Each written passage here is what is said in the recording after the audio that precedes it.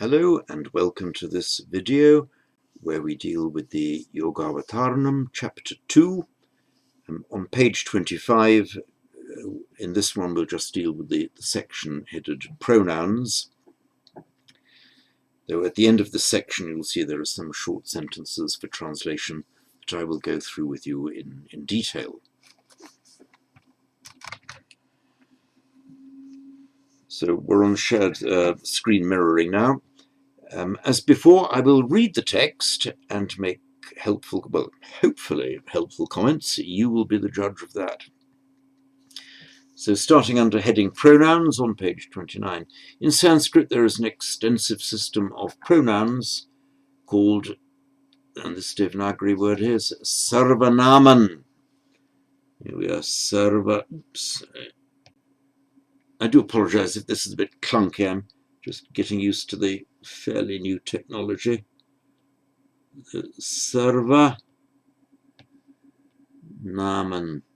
I'm putting a hyphen in here. The hyphen, of course, is not used in Devanagari. I'm just putting it in to make it easier to break the words down into manageable pieces. So this word that's written there is right in Devanagari for you. Sarva Naman.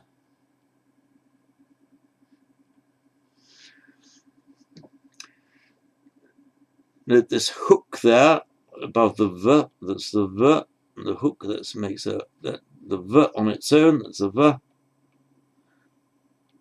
and with the hook is rva, so it's sarva naman. Naman, in the nominative form, nama, it just means name, nama, and naman, stem form, nama, nominative singular, the neuter noun. Cognate, of course, with the Latin word nomen, meaning name, nominate, nominal, nomen, and of course our English word name. They're from the same primitive Proto-Indo-European root. The sarvanaman, sarva means all, and many of you will be familiar with in Pali, sabbe sata sukita huntu, in what in Sanskrit is sarva, becomes by normal phonetic mutation sabba in Pali. So sabbe sata in Pali. In Sanskrit it is sarve sattva, all beings. Pali sabbe sata. So sarva, all, and as a prefix is here, or as part of a compound, it can mean universal. So sarvanaman, literally an all name or a universal name. That's because, for example, if I'm talking to any particular person, I don't have to say their name every single time. I can just say you. So that's why you can be universally used for anybody that you're talking to. And similarly, when I'm talking about me, I don't have to say my name every time I'm talking about I, me. I just say I or me. That's why it's universally applicable by anybody when talking about herself or himself. And similarly, an identified object. Once you've identified the object, you don't have to name the object every time you talk about it. If it's identified, you can talk about it as it. That's why it is a sarvanaman, a universal name for any singular object, and so on. So the sarvanaman, used as in English as substitutes for specific nouns, and also they could have added for specific names, as in names of people. The first and second person refer to forms of I and you, respectively. The third person is divided into three genders: masculine, feminine, and neuter. By the way, I and you don't change for gender. So either gender, either sex will refer to themselves as I. When you're talking to somebody, it's you without distinction of gender. It's just in the third person, that's rather in English he, she, it, where you get the gender distinction. And in Sanskrit, that gender distinction applies in the plural as well. The pronouns we will consider now are all in the nominative or subject case, meaning they're used to designate the subject of the action. So now we go to this same heading on page 29, nominative or subject case. I will in a moment write out in Roman script these words that appear in this table of pronouns, but before I do that, just try to follow by looking at the page, or even just hearing as I say these pronouns, and then I'll go on to write them out for you on the shared screen. So third masculine, he, is sa. Sometimes they pronounce it sa, but that's a point we'll come to in due course. Don't worry about that now. So sa. Two of them, they two, is tau, tau, and in the plural, they, this is masculine by the way, they masculine, te, te. In the feminine, she in the singular, sa. They two, feminine, te. Note that the feminine they two, the two of them, feminine, is the same as the masculine plural, te. And in the plural, they, feminine, is ta, ta. In the neuter, tat, it, tat. The dual neuter, two things, notice the same as the feminine here, te. And in the plural, tani. This ani is a very common neuter, the most common form of neuter plural ending, ani. Second person, you, singular, tuam, tuam. In the dual, talking to two people, it's yuvam, yuvam. And in the plural, three or more, you, yuyam, yuyam. Maybe no coincidence that the first syllable of that is the same as our you. The first person, I, singular, aham, aham. And the dual, if you talk about we, but two of us, avam. Note both the yuvam and avam both end in an am there. So avam, we two, and we, three or more, vayam. Note the you, we have you, and va, we, Sanskrit va, vayam. I will now move over to shared screen and I will write these out for you. So masculine, that is the sah, that's the he, that's sah. In the dual, to. In the plural, te. And this is the masculine. Now feminine, again, Devanagari first, sa,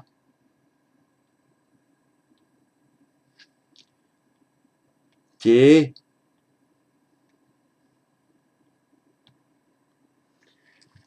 and feminine plural,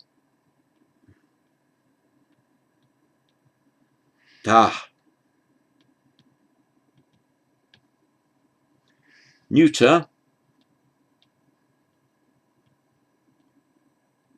tat, it. Note, now, should I put something here? This is tat, not tata. This will be tata written as is, so I've got to put the virama, that little stroke there. Sorry, it didn't work out quite right. Redo that. Just on the bottom like that. Tat. So instead of tata, that's now tat, meaning it. Cognate with our English word that, actually. Now, two, meaning two things, they, te, the same as for the feminine, and the plural, sorry, this is feminine, this is plural,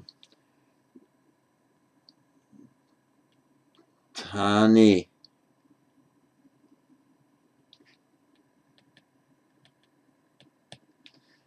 Note again this, for the ni, you write the vowel, this e, like that, comes before the consonant that it's joined to, tani. Second person, tuam,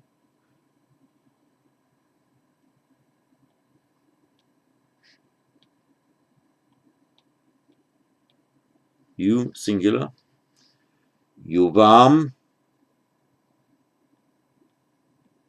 you, two of you. Remember, I've got to put the virama. The way I've written it is yuvama, but that's wrong, doesn't exist. Yuvam, put that virama, yuvam, virama meaning the pause or the stopping. Yuvam. And the plural, you, three or more, you, that's it, short u there, under the first you, the second long, you, yum, you, yum.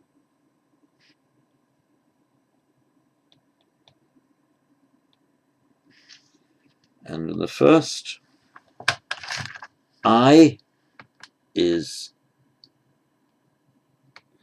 aham,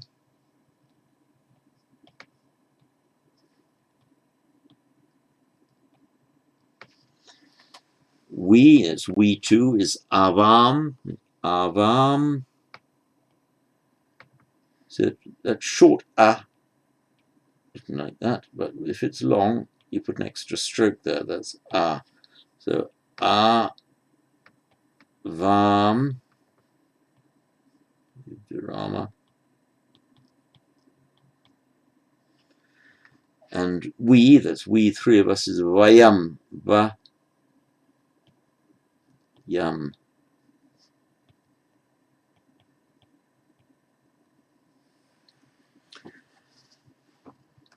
Now we will look at these sentences for translation.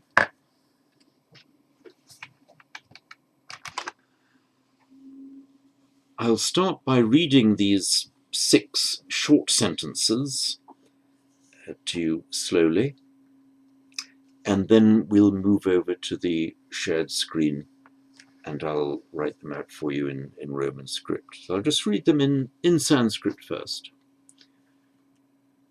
Aham pashyami. Aham pashyami. Sa gacchati. Sa gacchati. Tuam partasi. Tuam partasi. Te bodhanti. Te bodhanti. Yuvam patata. Yuvam patata. Vayam sidama. Vayam sidama. Right, we'll go on to shared screen if it works.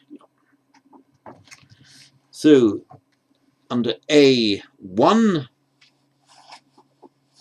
is aham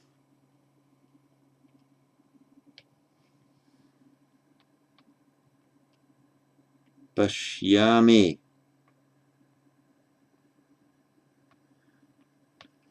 I see. Remember, this pashyami is from that that root drish, where we have 2 separate verbs. The root is drish, but the present base is formed with the pash root, so pashya root of pashyami, aham pashyami.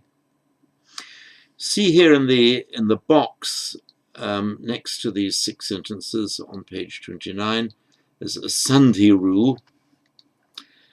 So when an M, that's the letter M, is the last letter of a word and is followed by a word beginning with a consonant, then it becomes an anuswara. That's so, for example, here we get aham written on its own in pause, would be written like that, aham. But if it's followed by a consonant, as in aham pashyami, it would be written like this, aham, sorry, silly me.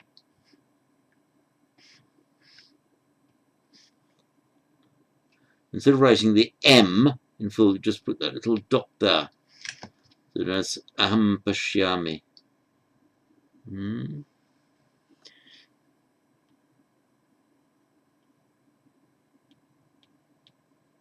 Aham pashyami.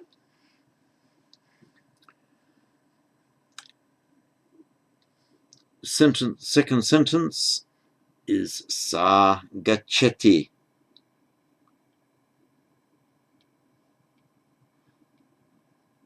Sa gacchati. Sa, she, gacchati, goes. Third sentence, tvam patasi. Again, the anusvara sound, where the M becomes written as a dot in the Devanagari, we normally write it as a subdotted M. Some people write with an ng sound, others write with a super dotted M. It's a convention. The most common one in use now is what we call the subdotted M, which I'll use throughout. So tvam partasi.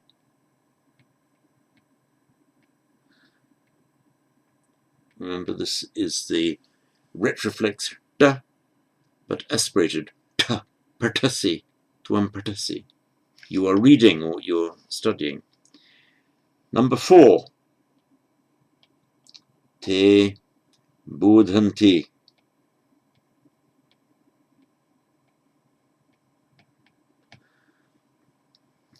Now, as we've seen from the table of pronouns here, te can also be the feminine and the neuter dual, as well as the masculine plural. But here we, of course, know it has to be masculine plural because it's got a plural ending, the anti, te bodhanti.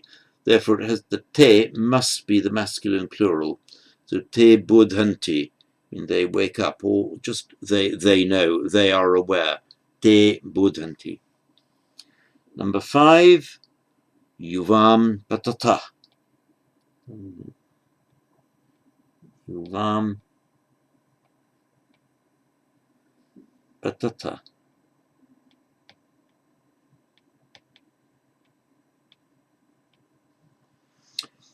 So this ta, T-H-A, subdotted H, the ta ending is the second person dual, so two of you, you two. So yuvam patata, you are falling, addressed to two people. And sentence 6, vayam sidama, we are sitting. Vayam sidama. And remember, this seed, present base seed, is from the root sad, changes to seed in the present tense. That's why it's vayam sidama, we are sitting. Now, note here, and it's the same in Latin and also in some modern European languages, particularly Italian and Spanish. It's evident from the verb ending which person is being referred to. So, for example, pashyami, aham pashyami is written here. If you just said pashyami on its own, it means I see, so the aham isn't necessary. The pronoun is the pronoun would be used with a verb, normally for a certain degree of emphasis. So aham pashyami, I see. You don't necessarily see. He doesn't necessarily. Aham pashyami, I see. It's put here for pedagogic purposes, but you will most frequently find the verb is used without a pronoun where it's obvious who or what is being talked about. Right, that is all on this video.